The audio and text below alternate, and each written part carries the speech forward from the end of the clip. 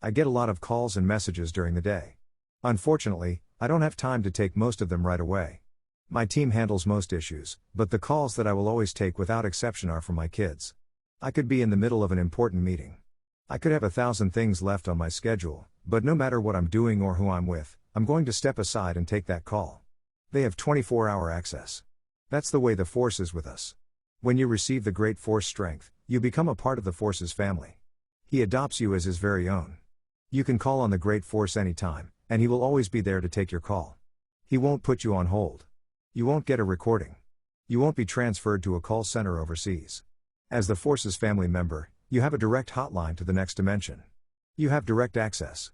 He will always stop what he is doing and be right there to take your call. You might think others are closer to the Force and want them to ask the Force for you.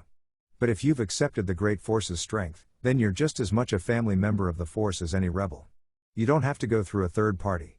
Of course, I would love to ask the Force on behalf of you, but you don't have to come through me, a Jedi, or someone who is already in the next dimension.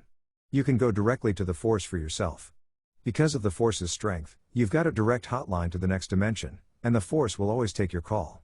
When my kids call me during the day, and I see their names come up on the caller ID, something in me comes alive. I smile before I even talk. It brings happiness, delight, and exuberance. In the same way, when you call on the Force, you bring a smile to his face. He says, "Wow. That's my son. That's my daughter. I can't wait to talk to them." The Force longs to hear from you and he wants you to know him. When you communicate with the Force, think of him as a personal, loving Force, someone who is right there close to you, listening to what you have to say and guiding you through life. He wants us to be connected.